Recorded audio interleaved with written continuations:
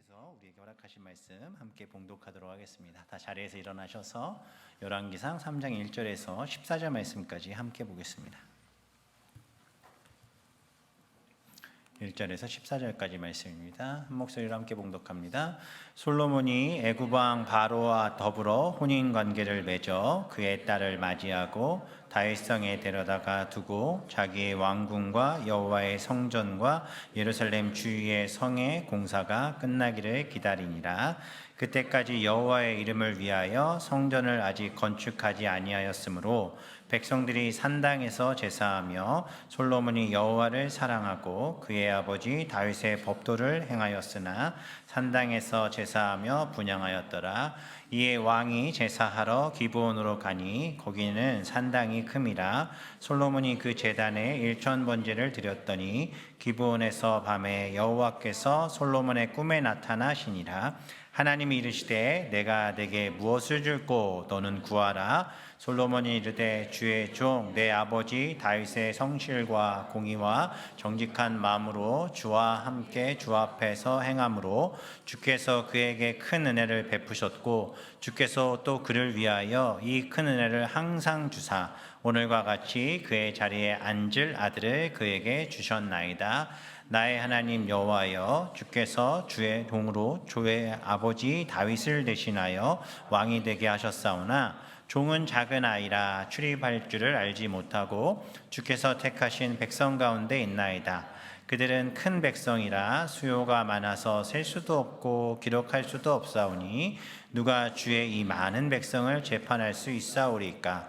듣는 마음을 종에게 주사 주의 백성을 재판하여 선악을 분별하게 하옵소서. 솔로몬이 이것을 구하매 그 말씀이 주의 마음에 든지라. 이에 하나님이 그에게 이르시되 내가 이것을 구하도다. 자기를 위하여 장수하기를 구하지 아니하며 부도 구하지 아니하며 자기 원수의 생명을 멸하기도 구하지 아니하고 오직 송사를 듣고 분별하는 지혜를 구하였으니 내가 내 말대로 하여 내가 지혜롭고 총명한 마음을 주노니 내 앞에도 너와 같은 자가 없었거니와 내 뒤에도 너와 같은 자가 일어남이 없으리라. 내가 또 내가 구하지 아니한 부귀와 영광도 내게 주노니 내 평생의 왕들 중에 너와 같은 자가 없을 것이라.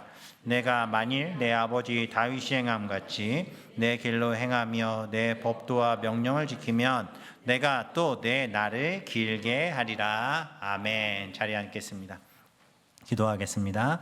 사랑해 주님 감사합니다. 하나님의 거룩한 말씀이 오늘도 우리 앞에 주어짐이 너무나도 행복하고 귀한 이 시간입니다. 하나님, 우리가 더욱 마음을 담대히 하고 또 주님의 말씀 앞에 서게 하시고 거룩한 제물로 주께 드려지게 하셔서 하나님의 말씀의 법을 따라 순종하고 또 나아가는 귀한 이 시간 되게 해 주옵소서. 부족한 종 하나님의 말씀 위에 서길 원합니다. 그 말씀의 능력과 지혜로 가르치시고 또 선포케 하셔서 하나님의 말씀으로 우리의 사랑하는 성도들 주님의 백성들의 마음 가운데 하나님의 놀라운 사랑이 심기어지게 하여 주옵소서. 감사드리며 예수님의 이름으로 기도합니다. 아멘.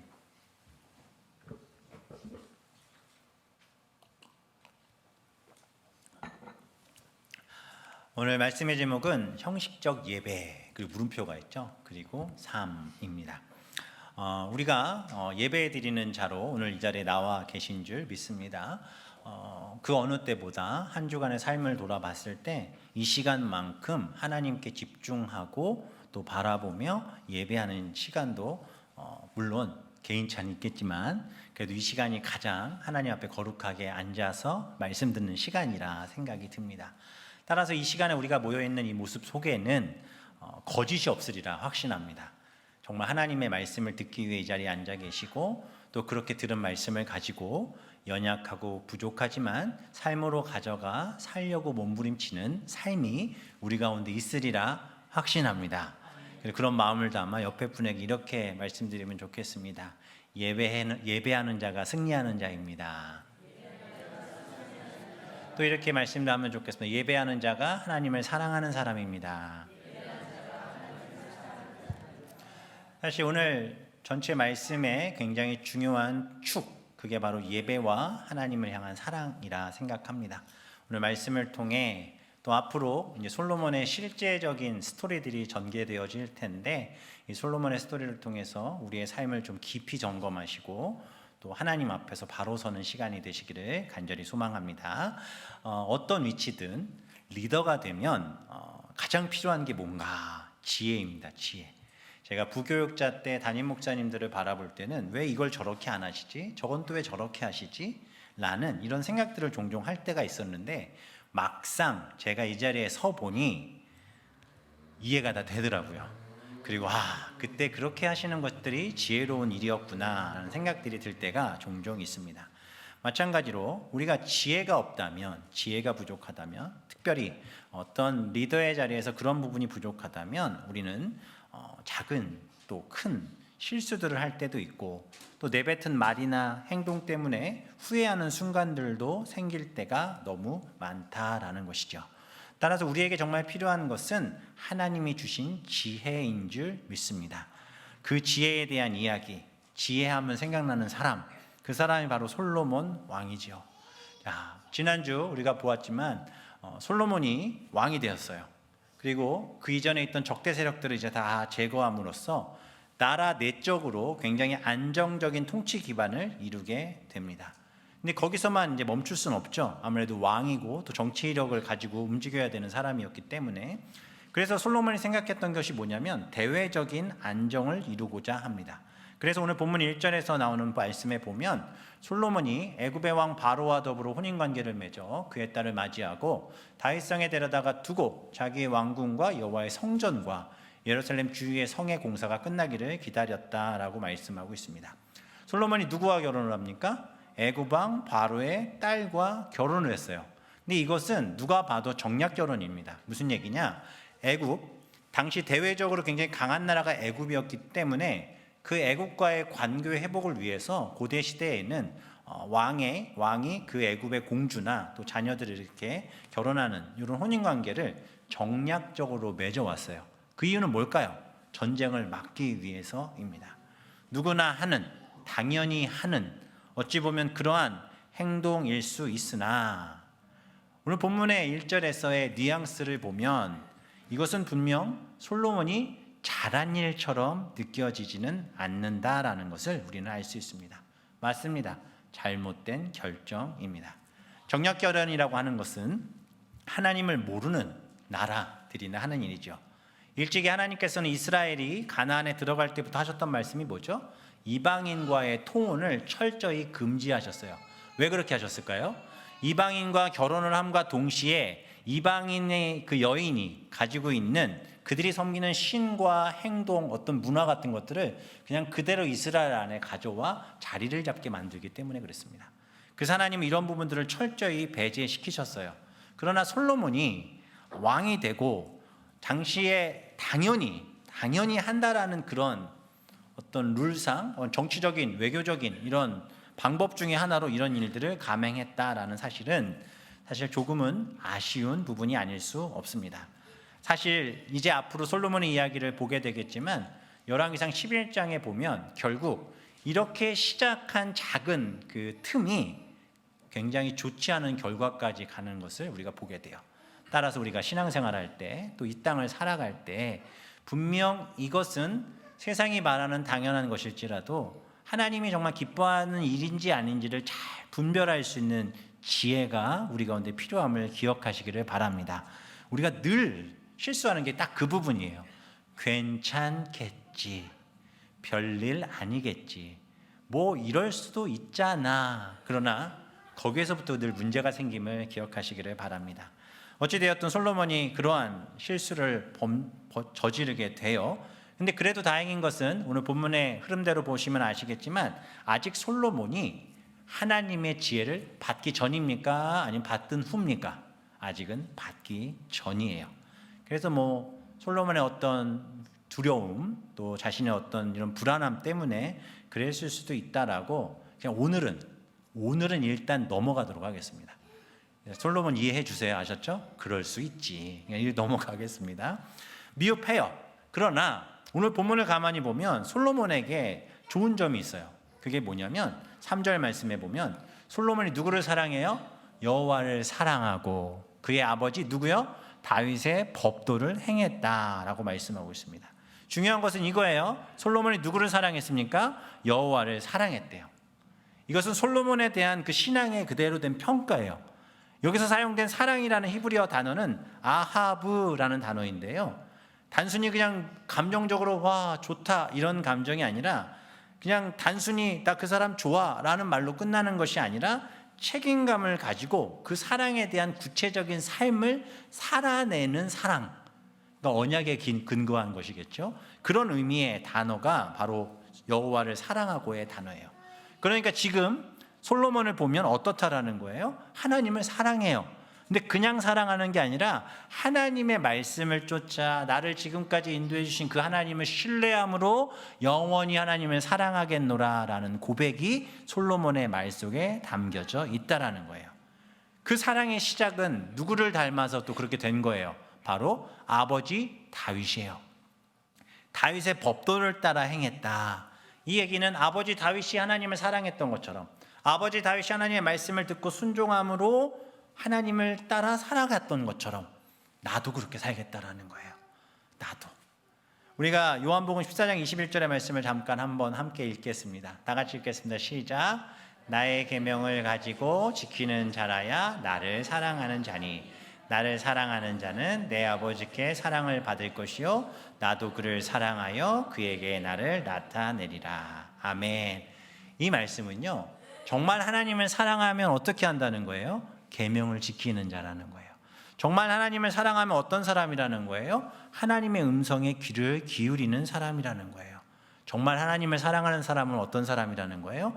그냥 단편적인, 아니 잠깐 동안 내가 하나님을 사랑한다라고 말하고 끝이 아니라 지속적으로 하나님을 사랑하고 주의 말씀을 소중히 여기고 내 삶 속에서 날마다 그 말씀에 순종하며 살아가는 사람이 하나님을 진실로 사랑하는 사람이라는 사실입니다. 솔로몬이 그렇게 하나님을 사랑했대요. 그리고 자신이 할 수 있는 최선을 다해 그 사랑을 담아 아무것도 바라는 것 없이 그저 하나님을 사랑하기 때문에 솔로몬이 한 것이 무엇이냐? 바로 하나님을 예배한 일이었습니다.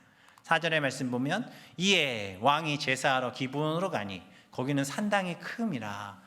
솔로몬이 그 제단에서 1000번제를 드렸다라고 말씀하고 있습니다. 솔로몬이 기브온에서 제사를 드린 이유, 또 거기에서 왜 제단을 쌓고 했는가에 대한 부분들은 사실 오늘 본문 말씀과 같은 내용을 담고 있는 역대하 1장을 보면 자세한 내용이 나와요. 역대하 1장 3절부터의 말씀을 보면 솔로몬이 온 회중과 함께 기브온 산당으로 갑니다. 하나님의 회막, 곧 여호와의 종 모세가 광야에서 지은 것이 거기 있었기 때문이에요. 무슨 얘기인지 아시겠습니까? 모세가 출애굽했을 때 광야에서 지었던 그 회막이 어디에 있었어요? 기브온 산당에 있었어요. 그래서 솔로몬이 그곳으로 가요. 4절에도 자세히 나오죠. 다윗이 전에 예루살렘에서 하나님의 궤를 위하여 장막을 쳐두었다. 그 궤는 다윗이 이미 기란 여아림에서부터 준비한 곳으로 메어 올렸고, 또 여기에 뭐가 있냐면 옛적에 홀의 손자 우리의 아들 불사렐에 지은 놋제단이 거기 있었대요. 그러니까 하나님 앞에 제사 드리는 아주 큰 놋제단이 그 자리에 있었어요. 그러니까 솔로몬이 거기로 간 거예요. 이 불사렐은 누구냐면 출애굽기에 보면 성막을 짓도록 하나님께서 세우신 사람 중에 한 사람이에요. 굉장히 기술자였거든요. 그 기술자였는데 그 사람이 놋으로 만든 큰 제단이 그 자리에 있었어요. 그래서 솔로몬이 그곳을 향한 겁니다. 그래서 기브온을 택했던 것이고, 기브온에 가서 하나님 앞에 예배를 드리는데, 제사를 드리는데 어떻게 합니까? 여호와 앞, 곧 회막 앞에 있는 놋제단에 솔로몬이 이르러 그 위에 뭐를요? 1000마리 희생으로 번제를 드렸습니다. 이게 그 유명한 뭐예요? 1000번제입니다. 자, 이 1000번제는 이제 다들 잘 아실 거예요. 1000일 동안 드리는 제사가 아니라 1000마리의 제물을 하나님 앞에 드리는 거예요. 어떤 제사에서? 한 번의 제사에서. 그래서 저도 어렸을 때 1000번제 때문에 많은 분들이 1000번제 헌금도 하셨었고, 또 1000번제 헌금을 드리면서 그 열심히 기도하면서 새벽 제단을 쌓고 1000번의 헌금을 드리고 나면 하나님 내 소원을 이루어 주시리라는 믿음을 가지고 이제 그런 헌금과 또 새벽 제단을 3년 동안 1000일 동안 빠지지 않고 나오셨던 그런 경험들을 제가 봤고, 저도 그 1,000번째 헌금을 냈던 기억이 있습니다. 물론 그 마음과 정성은 귀하지만 이 말씀은 그렇게 해석할 말씀이 아니라 단 한 번의 제사에 솔로몬이 1,000개의 제물을 드린 거예요. 이게 그 성경학자들이나 신학자들의 기록을 보니까 이거를 보세요. 제사를 드릴 때 어떻게 해요? 제물에 각을 떠서 내장을 빼고 다 태우는 제사를 계속 해야 되잖아요. 이걸 1,000마리를 태우려면 하루 종일 쉬지 않고 했을 때 빠르면 5일, 길면 7일에서 8일을 태워야 된대요. 얼마나 엄청났겠어요. 그러니까 여기에 핵심은 뭐냐면 솔로몬이 하나님 앞에 자신의 모든 것들을 다 쏟아 부은 거예요. 이게 자신이 무엇을 원해서가 아니에요. 우리가 기도를 할 때 마치 이 기도를 통해 내 소원 성취를 위한 것을 생각으로 기도하고 또 그렇게 하나님 앞에 정성을 드리고 예배를 드리는 분들이 종종 있는데, 물론 그걸 다 잘못됐다고 말씀드리지는 않지만 그게 다 옳지도 않습니다. 기도는요, 수단이 아니에요. 내가 원하는 것을 얻기 위해 정성을 드리고 예배를 드리고 교회 와서 봉사하는 것이 아니라 그저 하나님과의 깊은 관계 속에서 하나님을 사랑하기 때문에 하나님 앞에 예배하고 삶을 드리고 기도할 때 하나님 그것을 기뻐하신다는 거예요. 오늘 본문의 5절에 보면 그때에 하나님께서 이것을 어떻게 하셨어요? 기뻐하셨어요. 그리고 5절에 보면 기브온에서 밤에 누가 나타나십니까? 여호와께서 솔로몬의 꿈에 나타나셨어요. 꿈에. 솔로몬이 제사를 다 드리고 피곤했겠죠. 그리고 잠들었겠죠. 근데 그때 하나님이 나타나셨어요. 그 하나님이 이르시되 뭐라고 하십니까? 내가 내게 무엇을 줄고 너는 구하라. 이게 먼저예요. 기도가 이게 먼저였어요. 그러니까 이걸 노리고 솔로몬이 한 게 아니라는 거예요. 이해하셨죠? 이해하셨죠? 우리의 기도의 방향을 잘 잡으시기를 바랍니다.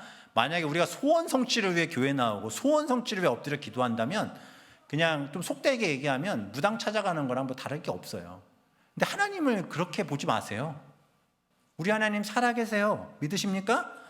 누구보다 우리 마음 잘 아세요. 우리의 소원과 간구를 누구보다 잘 아세요. 그렇기에 그저 하나님과의 깊은 관계 속에 하나님을 사랑하며 하나님 앞에 맡기고 의지하면 하나님께서 우리에게 이렇게 말씀해 주실 줄 믿으시길 바랍니다. 근데 이게 우선이 되면 안 돼요. 지금 머릿속을 정리를 잘 하셔야 돼요. 아, 오케이. 사실 이 말씀 얼마나 듣고 싶으세요? 그죠? 원하십니까? 저도 원해요. 저도 원하죠. 이게요, 히브리어를 풀어서 말씀드리면 이거예요. 내가 내게 줄 것을 무엇이든지 너는 구해라. 주겠다. 얼마나 좋습니까? 오늘 밤에 하나님이 나타나셔서 무엇이든지 원하는 대로 구하라. 내가 줄게. 5초 드릴게요. 5, 4, 3, 2, 1, 땡. 무엇을 구하셨습니까? 하나님, 제 병 고쳐주세요. 혹은 하나님, 부자 되게 해주세요. 그 실제로 제가 들었던 내용 중에 하나, 하나님, 저 로또 당첨번호 알려주세요. 청소년 하나가 그런 얘기를 했었어요. 제가 그래서 그냥 장난스럽게 얘기하면서 야, 그건 너무 짧잖아. 그거 하나 갖고 뭘 원한다고. 참 너도 생각이 짧다. 뭐 이렇게 얘기를 했던 적이 있는데 옛날 얘기입니다. 그런데 중요한 것은요. 제가 이 질문을 들었을 때 무엇을 생각했든지 그게 지금 내 인생에서 가장 중요하게 여겼던 것을 지금 구했다는 거예요. 근데 이게 참 중요하죠. 그죠? 지금 내 마음에 가장 중요하게 여겨야 될 게 뭐죠? 뭘까요? 지금 마음에 생각하셨던 그걸까요? 저도 말씀 준비하면서 왜 이거에 대한 답변을 하지 않았겠어요? 저도 했어요. 저 하나님 앞에 구했어요. 그런데 제가 지금 말씀드리면 에이 목사님 거짓말하지 이러실까 봐 제가 말씀 안 드릴 거예요. 근데 저는 정확하게 구하고 싶은 것이 있어요. 명확하게. 저는 이 말씀 보자마자 하나님 저는 무조건 이겁니다 했거든요. 제가 이거 말하면 목사님 설교 시간이니까 그렇게 말씀하신다 이러실까 봐 말씀 안 드려요. 비밀이에요. 하나님하고 저만 아세요. 주실 줄 믿습니다. 자, 지금 우리의 마음, 우리의 그 속 생각 하나님 아세요. 그런데 사실 뭐라 이렇게 하시진 않으실 것 같아요. 에이그 그래, 네가 그럴 줄 알았다. 그래, 아직 그렇지. 알아, 나도 알아. 이렇게 말씀하실 것 같아요. 자, 우리의 이런 연약함, 솔로몬의 이야기들을 통해 조금 더 좀 단단하게 만들어 가시면 좋겠어요. 솔로몬이 대답을 합니다. 솔로몬이 이르되 주의 종 내 아버지 다윗이 성실과 공의와 정직한 마음으로 주와 함께 주 앞에 행함으로 주께서 그에게 큰 은혜를 베푸셨고 주께서 또 그를 위하여 큰 은혜를 항상 주사 오늘과 같이 그의 자리에 앉을 아들을 그에게 주셨나이다. 뭐냐? 솔로몬이 말한 첫 마디는 뭐냐면 하나님이 지금 내게 허락하신 이 모든 것이 다 뭐라고요? 하나님의 은혜입니다. 멋있죠? 정말 배워야 돼요. 하나님, 저는 쉽게 말씀 이거, 저는 다른 것 필요 없습니다. 이 모든 것이 다 하나님 주신 은혜인데 제가 무엇을 더 구할 것이 있겠습니까? 라고 말하는 거예요. 우리가 이렇게 고백하시기를 바랍니다. 사실 생각해 보세요. 지금 이 지점에 우리가 이 자리에 앉아 있는 건 하나님의 은혜죠. 됐어요. 그럼 된 거예요. 그리고 나서 솔로몬의 고백을 봐요. 나의 하나님 여호와여, 주께서 종으로 종의 아버지 다윗을 대신하여 왕이 되게 하셨사오나 종은 작은 아이라 출입할 줄을 알지 못하고 라고 말해요. 자, 보세요. 다윗을 이어 왕이 됐으니 얼마나 부담스러웠겠어요. 마치 모세의 뒤를 이어 여호수아가 리더가 됐던 것처럼 솔로몬도 굉장히 부담을 가지고 있었기 때문에 이야기를 해요. 근데 이때가 몇 살쯤이었기에 저렇게 얘기했을까? 그러니까 문자적인 언어로 이해해서 한번 이해를 해보면 당시에 요세푸스의 기록을 보면 솔로몬이 13살쯤이지 않았을까라고 이제 추측을 해요. 그런데 대부분의 사람들은 20세 전후로 이야기를 합니다. 실제 성경에 있는 내용들만 가지고 파악을 하면 20세 전후로 우리가 볼 수는 있어요. 그래서 어리다, 20살밖에 안 돼, 20살밖에 안 됐으니까 물론 어리죠. 근데 과연 어린 건가? 나이 때문에 자기가 어리다라고 얘기했는가? 그렇지 않습니다. 그게 아니라 솔로몬은요, 자신이 왕의 위치에 앉아 이 일을 감당해낼 그릇이 되지 않기에 그 안에 가져올 수 있는 두려움을 안고 있는 자신의 모습을 스스로 앞가림도 할 수 없는 어린아이와 같이 부족한 존재다라고 자신의 실체를 하나님 앞에 그대로 고백하고 있는 거예요. 주어진 책임에 비해 나는 부족하고 미숙하고 연약한 사람이다라고 솔로몬이 어떻게 하고 있는 거예요? 고백하고 있는 거예요. 어떤 면에서? 겸손하게 자기는 아무것도 할 수 없는 존재다라고. 이런 사람 하나님 기뻐하신다는 거예요. 하나님은요, 솔로몬처럼 자기 자신의 부족함을 깨닫고 겸손한 마음으로 하나님을 의지하는 자들을 사랑하십니다. 다시 말씀드릴게요. 자신의 부족함을 깨닫고 겸손한 마음으로 하나님을 의지하는 자를 사랑하신다는 거예요. 잠언 3장 5절 6절입니다. 너는 마음을 다하여 여호와를 신뢰하고 내 명철을 의지하지 말아라. 너는 범사의 그를 인정하라. 그리하면 내 길을 지도하시리라. 이 말씀 다시 설명해 드리면요, 하나님, 저는 할 수 있는 것이 아무것도 없는 존재이기에 하나님만 믿습니다. 하나님, 내가 지금 이 나이 먹도록 내가 배워온 수없이 많은 경험과 지식과 모든 것들이 내게 있지만 그건 아무 소용없습니다. 난 그것을 1도 의지하지 않겠습니다. 내가 바랄 것은 내 삶의 모든 것들은 오직 내 길을 인도하시는 하나님의 말씀에서 나오는 것이니 내가 그 말씀만 붙들고 살겠습니다. 참 중요한 부분이죠. 사실 우리는요, 겸손한 척하지만 사실 너무 잘났어요. 그래서 자기 주관과 욕심이 강하고 바라는 것도 많아요. 자신의 부족함을 인정하는 거 너무 어려워합니다.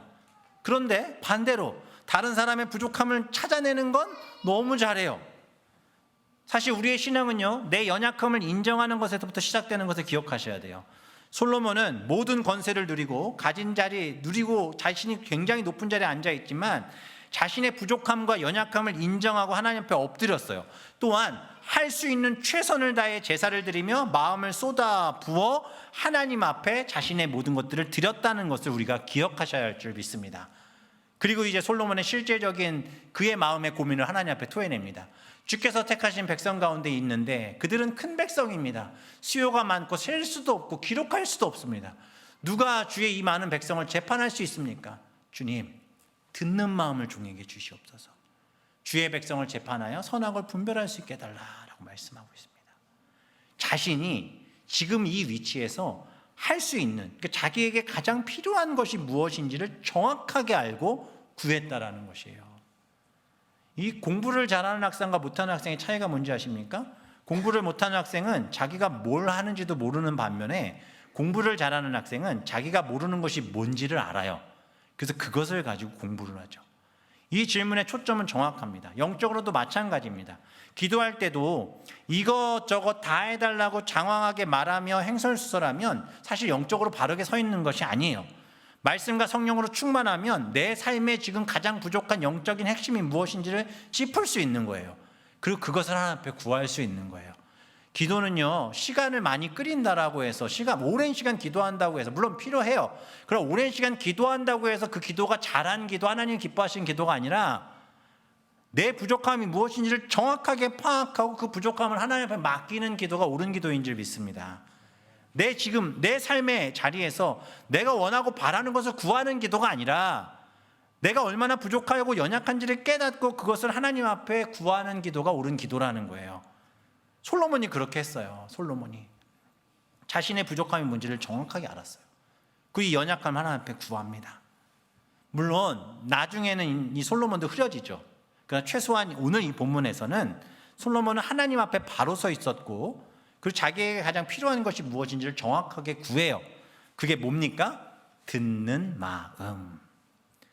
이것은 두 가지로 이해할 수 있죠. 첫 번째는 말씀 그대로 표면적으로 보면 백성들을 다스려야 되는데 그 백성들의 소리를 들을 수 있는 귀를 달라는 거예요. 왕이니까 마음대로 해버릴 수 있잖아요. 오늘날에도 뭐 정치 지도자들 보면은 뭐 말은 듣겠다고 하고 나는 뭐 국민의 편에 서 있다고 하지만 잘 안 그러잖아요. 결국 하고 싶은 대로 하잖아요. 솔로몬이 말했던 건 뭐냐? 나는 그 사람들의 말을 듣기를 원한다라는 거예요. 그것을 잘 분별하길 원한다는 거예요. 그래서 사실 나오는 게 이 뒤에 나오는 그 유명한 아이를 반으로 자를까 이 재판이거든요. 그 재판에 담긴 의미는 다음 주에 나누겠지만 바로 이 부분이에요. 그러나 또 한 가지는 뭡니까?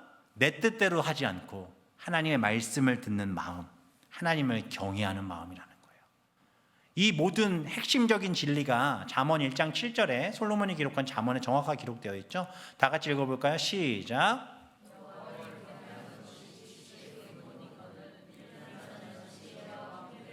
아멘. 경외는 하나님을 바라보는 거예요. 이 정도쯤은 내가 할 수 있겠지, 내가 결정할 만하겠지가 아니라 모든 것들을 하나님 앞에 묻고 구하는 것이 하나님을 경외하는 것이고, 솔로몬은 이것을 지혜라고 얘기하는 거예요. 얼마나 귀합니까? 하나님이 기쁘실까요? 안 기쁘실까요? 당연히 기쁘시죠. 이렇게 말씀하십니다. 솔로몬이 이것을 구함에 그 말씀이 주의 마음에 든지라. 할렐루야. 우리의 기도가 하나님 마음에 드시기를 간절히 소망합니다. 이 주의 마음에 든지라는 것은 좋게 여기다. 하나님이 기뻐하셨다는 거예요. 즐거워하셨다는 거예요. 그러니까 솔로몬의 기도가 하나님의 마음을 그냥 흡족하게 해주셨어요. 기쁘게 만들었어요. 탁월한 기도였던 거죠. 하나님의 마음의 기쁨과 즐거움을 드리는 기도였어요. 그러니 하나님이 뭐라고 말씀하십니까? 11절. 이에 하나님이 그에게 이르시되 내가 이것을 구하도다. 자기를 위하여. 보세요. 우리가 다 바라는 것 저기 다 써 있어요. 장수하기를 구하고 부도 구하지 않고 자기 원수의 생명을 멸하기도 구하지 않고 뭐예요? 오직 송사를 듣고 분별하는 지혜.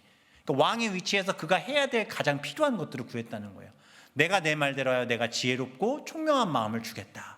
내 앞에 너와 같은 자가 없고 이외에도 그런 자가 없을 것이다. 그리고 뭐 하세요? 13절에 내가 또 내게 구하지 아니한 부귀와 영광도 내게 주노니 내 평생의 왕들 중에 너와 같은 자가 어때요? 없을 것이다. 할렐루야. 하나님이 원하시는 것, 하나님이 주시지 못하셔서 안 주시는 게 아니라니까요. 왜 우리는 가난해야 되죠? 왜 우리는 부자로 못 살죠? 왜 나는 건강하지 않죠? 하나님이 안 주셔서 안 주시는 게 아니에요. 지금 우리가 구할 것이 그것이 아니기 때문에 그래요. 본질적으로 하나님과의 관계를 회복하시기를 바랍니다. 형식적인 예배로 이 자리에 앉아 계시지 마시고 삶으로 하나님을 온전히 바라보시기를 바랍니다. 오늘 얼마나 좋은 팁이 되었어요.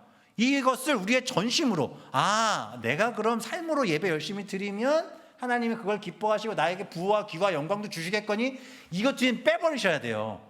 그리 아니하실지라도 내 삶을 하나님 앞에 먼저 드리겠습니다. 하나님 내게 아무것도 허락하지 않으실지라도, 내 삶의 모든 것을 빼앗아 가실지라도 난 하나님의 말씀을 따라 예배하며 순종하는 삶을 살겠습니다. 이 마음의 고백과 실천이 삶으로 자연스럽게 드러나고 살아가기 시작하면 하나님은 내가 생각한 것보다 더 귀한 것들로 내 삶을 채워주실 거예요. 이 믿음이 우리 가운데 있기를 소망합니다. 솔로몬이 그렇게 하나님 앞에 구했습니다. 그리고 하나님의 마음에 합했습니다. 그렇게 하나님을 사랑했기 때문에, 하나님의 말씀에 순종했기 때문에 하나님은 그것을 기쁘게 여기셨어요. 하나님의 마음을 불편하게 만들어 드리는 기도가 아니라 하나님의 마음을 흡족하게 만드는 기도를 솔로몬이 쏟아 부었던 것입니다. 이렇게 하나님의 말씀 가운데, 오늘 본문의 말씀 가운데 솔로몬과 같이 하나님을 사랑하고 하나님께서 맡겨주신 사랑과 섬김의 사명을 위해 기도하며 우리가 살아갈 때 하나님 우리에게 놀라운 풍성한 은혜를 주실 거예요. 그리고 여기서 놓치지 말아야 할 것, 솔로몬의 이 모습은 너무 아름답죠. 이 13절까지 말씀 너무 아름다워요. 그러나 그만큼 또 지켜야 될 것을 하나님이 말씀하시죠. 14절 말씀입니다. 내가 만일 내 아버지 다윗이 행한 같이 내 길로 행하며 내 법도와 명령을 지키면 내가 또 내 날을 어떻게 해요? 길게 하리라. 자, 이것은 앞으로 열왕기상을 나눌 때 계속해서 반복적으로 등장할 말씀이에요. 딱 그 본문이에요. 뭐예요? 하나님의 말씀을 따라 지켜 행하면 그날을 길게 하시겠다. 이게 뭐예요? 이게 핵심이에요. 하나님은 우리가 이렇게 살길 바라세요. 그래서 지혜를 주신 거예요. 소망하시기 때문에 우리를 믿어주시는 거예요. 우리를 바라보며 기대하시는 거예요. 아이를 키우다 보니까 아이들이 원하는 것을 가끔 잘하면 원하는 걸 물어볼 때가 있잖아요. 너 뭐 갖고 싶어? 아이들이 또 지혜롭게 얘기해요. 엄마 수학 공부해야 되는데 태블릿 PC가 필요해. 도움이 많이 돼요. 공부할 때 쓸 테니까 사줘요. 또 어떤 아이들이 이럽니다. 엄마 스마트폰이 필요해. 혹시 내가 멀리 갔다가 연락이 안 돼서 엄마 불안한 마음으로 있을 수 있잖아. 그러니까 엄마 나 폰이 좀 필요할 것 같아. 정말 엄마한테 전화 통화하는 걸로만 쓸 테니까 사줘. 너무 이쁘게 얘기하잖아요. 그러면 어때요, 부모가? 사줘요. 알겠어, 사줄게. 근데 꼭 한마디 붙이죠. 대신 게임이나 유튜브 같은 거 조심하고 잘 써 하고 사줘요. 걱정이 되죠. 근데 사줘요, 안 사줘요? 다 사주셨잖아요. 왜 모른 척하고 계세요? 왜 사줬어요? 사랑하기에 믿고 사줘요. 그럼 정말 아이들이 처음 의도대로 잘 쓰죠? 써야죠. 쓰나요? 작은 예예요. 지금 각자에게 한번 던질 질문입니다. 주님 처음 만나고 그 첫사랑을 경험하고 하나님 앞에 고백한 우리의 고백 중 거짓이 있습니까? 주의 말씀대로 봉사하고 섬기며 남을 미워하지 않고 원수를 사랑하고 매일 예배의 삶을 드리며 하나님의 말씀을 묵상하고 날마다 하나님의 사람으로 하나님이 기뻐하시는 일을 위해 내 삶을 쏟아붓겠습니다 라고 고백했던 그 고백에 거짓이 있어요? 없어요. 저 역시 처음 목사가 되어 고백한 하나님 앞에 드렸던 고백에 거짓이 없어요. 다 똑같아요. 문제는 지키며 살고 있냐는 거예요. 저는 솔로몬이 그렇게 살았으면 좋겠어요. 그렇게 살길 바라요. 구한 지혜로 하나님 마음에 합한 삶을 살고 나라를 잘 다스리길 바라요. 저도 그리고 우리 모든 성도들도 정말 그렇게 살길 바라요. 그러려면 우리 안에 작은 죄의 속성들 하나까지 점검하고 넘어지지 않도록, 변질되지 않도록 열심을 내고 꾸준히 하나님의 말씀에 성실히 의지하고 살아가셔야 할 줄 믿습니다. 이 삶을 위해서는 지금 이 드리는 예배가 형식적인 예배가 되면 우리의 삶은 더 이상 볼 것도 없는 거예요. 최소한 주일 이 시간에 주님 전에 나와 예배할 때 우리의 마음을 쏟아붓고 정말 진심으로 내가 부족해요, 연약해요, 당장 지금은 아멘, 네 그렇게 살겠습니다 하겠지만 당장 내일부터 나가면 안 그렇게 살 수 있지만 그래도 이 순간만큼은 진실함으로 주님 앞에 고백하시기를 바랍니다. 그렇게 날마다 조금씩 주님 기뻐하시는 삶으로 나아가시기를 바랍니다. 그래서 정말 하나님이 기뻐하시는 것 뭐예요? 하나님의 기쁨이 되시기를 바라요. 우리가 원하고 바라는 어떤 축복에 관심을 두지 마시고 부와 기와 영화에 관심을 두지 마시고 오직 하나님만 바라보시기를 바라요. 그렇게 주님을 붙잡아야 하나님이 내 필요와 내가 원하는 것이 상상할 수 없는 위치에 있는 모든 것까지도 하나님이 채워주시는 것을 확신하시기를 바랍니다. 우리가 구해야 될 우선이 뭔지를 책임지시고 내 삶에 책임지고 그것을 찾고 그것을 구하시기를 간절히 소망합니다. 지금 제가 예화를 하나 드릴 건데 우리 집 얘기 아니에요. 오해하지 마세요. 제가 사전에 미리 말씀드립니다. 아버지가 자녀들이 너무 보고 싶은 거예요. 하루 종일 일하다가 이제 피곤하기도 한데. 그래서 가는 길에 애들 좋아하는 치킨을 샀어요. 치킨을 사가지고 집으로 막 갔어요. 띵동 했더니 애들이 막 오는 소리가 들려요. 문을 딱 열었더니 와 아빠다! 오 치킨이다! 잠시 후 치킨은 손에서 사라지고 아빠와 멍멍이만 그 자리에 있어요. 아이들이 기다린 건, 아이들이 사랑하는 건 아버지였을까요? 치킨이었을까요? 물론 아버지라고 말은 하겠죠. 그러나 아버지가 가져온 치킨이 아이들의 눈에 먼저 들어왔고 그것만 가지고 사라져버려요. 우리가 향해야 될 분은 치킨이 아니라 하나님이세요. 하나님 품에 안기시기를 바랍니다. 하나님에게 집중하시기를 바랍니다. 그분의 손에 그분이 내게 무엇을 주길 원하여 예배하고 선교하고 헌금하고 삶을 드리는 것이 아니라 그분의 손에 아무것도 있지 않을지라도 그 손으로 나를 안아주실 그 따뜻한 품에 안기기를 소망하고 오직 하나님의 말씀 그 뜻에 순종하는 삶으로 살아갈 수 있는 우리 모두가 되시기를 간절히 소망합니다. 아까 전에 보았던 요한복음 14장 21절의 말씀 다시 한번 읽겠습니다. 시작.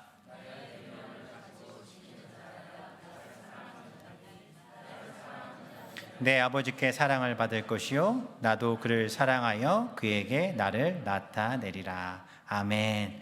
내가 소망하고 바라는 것이 아니라 하나님을 바라보는 마음, 하나님의 말씀을 듣는 마음, 이 예배를 통해 하나님의 말씀을 듣는 마음, 삶을 통해 하나님의 말씀을 듣는 마음, 어디서나 언제나. 공간복음을 쭉 보면은요, 예수님은요 늘 하나님의 말씀을 따라 행하셨어요. 그리고 또 예수님은요 늘 사람들의 말을 들으시고, 그러니까 예수께서 들으시고라는 표현이 굉장히 많이 등장을 해요. 우리 하나님은 그러신 분이세요. 우리의 소리를 들어주시고요, 우리를 위로하시는 분. 머리로만 집중하고 머리로만 생각하는 것이 아니라 우리의 삶을 다 주께 내어드려 듣는 마음을 가지고 참 지혜로운 사람, 그 지혜로움으로 승리한 인생을 사는 성도들 되시기를 바랍니다. 형식적 예배, 무너진 삶이 아니라 하나님을 기쁘시게 하는 예배, 그 예배를 통해 하나님의 정말 마음에 합한 우리 교회, 우리 성도들, 그 가정이 되시기를 주님의 이름으로 소망합니다.